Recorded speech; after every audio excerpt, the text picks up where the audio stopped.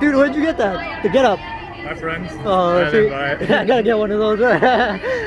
Contractual agreements with their union members, which means that you should just stop paying your union dues until such a time that they're actually representing you.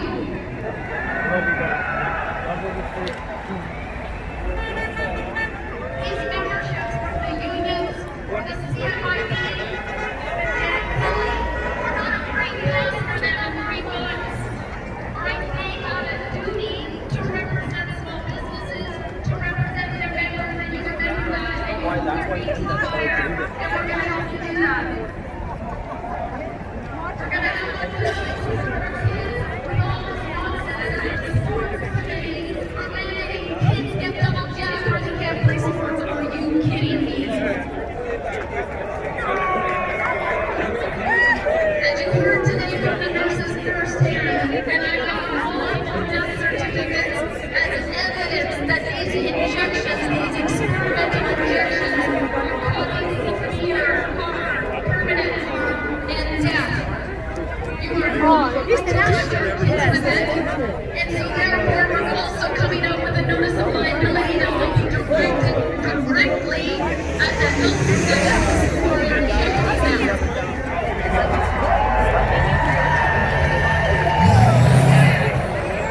It'll apply to the children and adults. All of them need to be held to account. Taking an experimental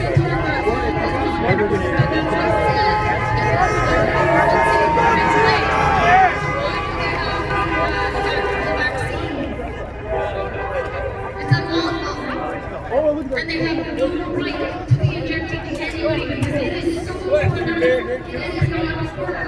What Paul Henry, Adrian Hicks, Linda Garwood, John Morgan, and the rest of them, because we got a whole cabinet of NLA who have done like a magician and kept their mouth closed to do their job.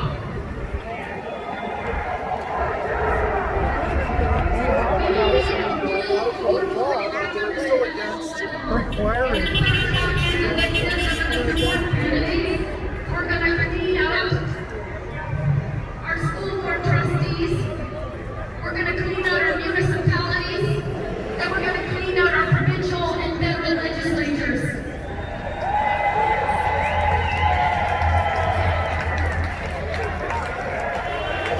And so now I'm going to go back to one thing that I say quite frequently, and I won't go into this today, but I think it's very, very important. We talked a lot about freedoms.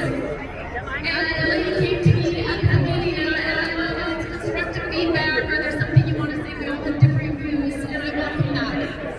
And I often talk about this as being, Canada as being founded on Christian principles. And she says, you know, I have friends that are Buddhist or other religions, and you know, you upset them when you say that. And so I want to cover what it is that I actually say, and then I want you to really think about what I'm saying. We have been brainwashed for over 50 years into a system bringing us to this very day where our Constitution and our Charter rights would almost be deemed irrelevant.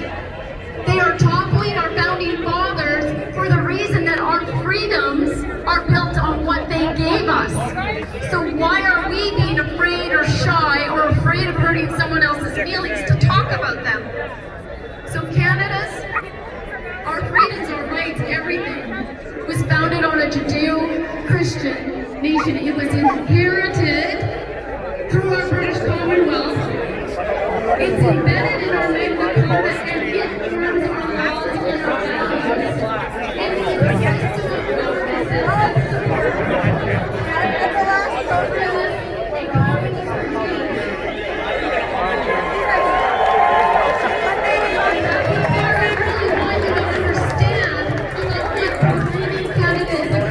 that means to us, because I have compared it to the 57 Muslim majority countries. They are not shy about mixing their religion and their government values. We are not going to the UN going into that nation saying, you're kind of upsetting us. want to talk about the Quran. It's just not happening. The setup in their nations. If we went to a Buddhist nation, those that have, India, Pakistan, North Korea, China, communism. All right, we need to understand countries are different around the world, and they may be nice to go and visit, but you wouldn't want to live there. And we need to appreciate there's wonderful, wonderful people in those nations who would give anything to come to a Western free society like ours. And right now, the UN and these globalist cabals are going after Australia, New Zealand, America, the UK, and Canada. What do they all have in common? Built on Christian principles, biblical Christian principles. All right, so I'm going to just leave that for you to permeate. And the thing that I very clearly said is it has always given people in Canada the freedom to believe or not to believe without fear of persecution, oppression, or even death.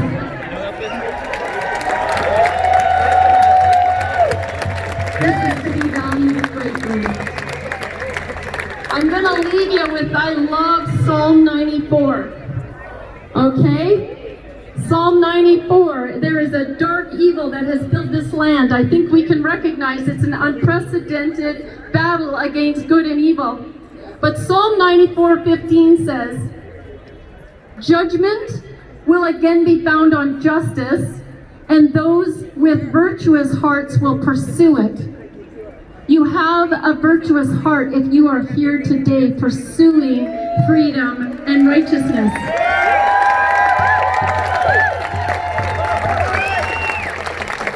And then verse 23 comes along with a promise.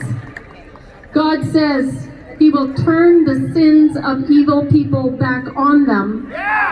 He will destroy them for their sins. I take great comfort in that because I serve a mighty living God who has allowed us to go through this season of discomfort because we as a nation had turned our backs on him, and we need to get right. So I am just going to thank you so much. I'm going to say God bless you and God bless Canada.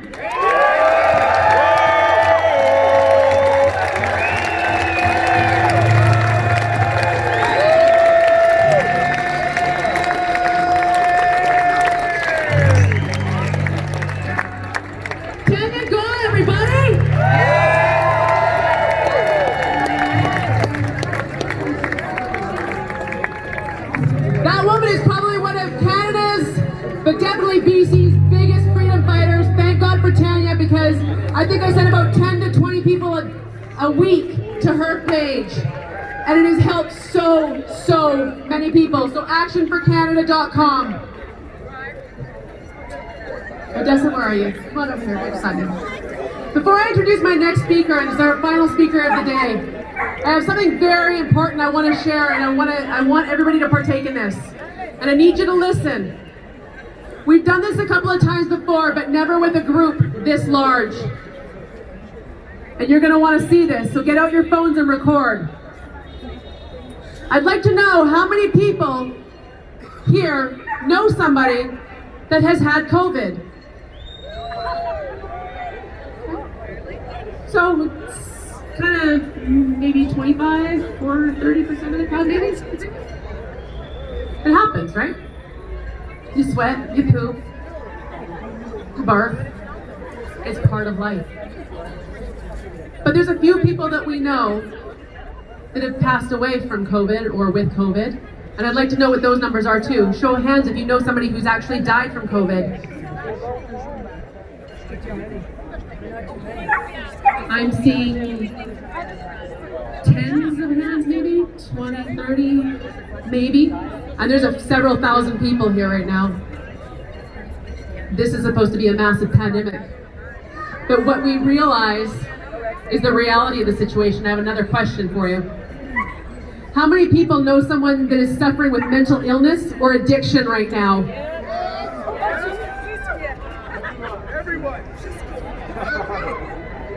It's almost every hand. And how many people know someone that has died of suicide or overdose in the last 18 months? I'm looking at almost half of the crowd. That is the pandemic. These lockdown measures and everything that our corrupt government has been doing to our children and to our families and to your jobs, that has been putting people into suicide and overdose that were clean before this ever happened. We need to protect our children. We need to protect our jobs. We need to unite with organizations like Police on Guard, like Brothers, like Action for Canada, the Freedom Organization. We need to watch Laura Lynn, Tyler Thompson and Friends. We need to watch Dan Dix with Press for Truth, Odessa Orlowitz with Liberty Talk. These are the people that are getting you the truth. These are the people that are fighting for your children. And we need your support. It meant so much that we had the nurses and more teachers and people standing up with them. We need that solidarity. We know you're afraid that you're going to lose your job, but you're going to lose your house. You're going to lose your health. You're going to lose your job anyways if we don't all get our asses up here and get it done.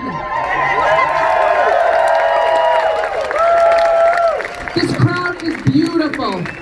We've got one more very important message for you that Odessa's going to introduce to you, and then we're going to close off. Please don't go anywhere because we've got some important things to say. So I actually would like my husband, Norbert Orlowitz, to introduce our next guest.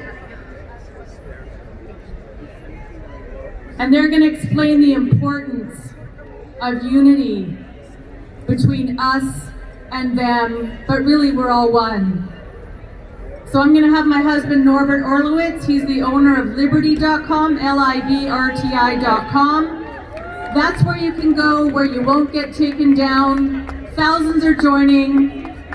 Josh was on there too, but my husband Norbert is going to introduce him. And I just want to say, a couple of weeks ago, Norbert and I made the trek to Hope to put our feet in the river with this man. And I stayed for about an hour.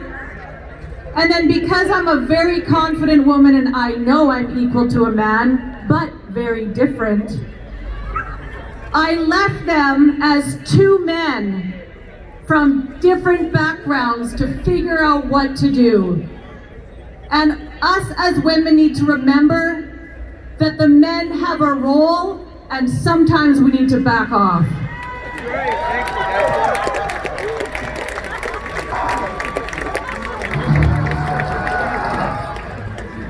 So a few of you were here last year in September for the first worldwide rally. A few of you.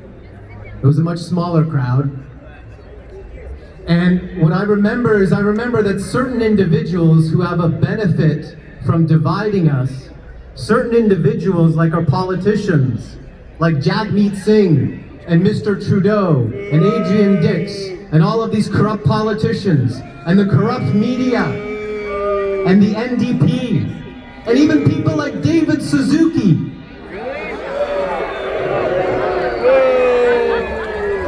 They called us white supremacist racists. That's what they said. I remember that. But I'm looking around at this crowd here and the people that were with us on the march, and I see a very diverse group of Canadians.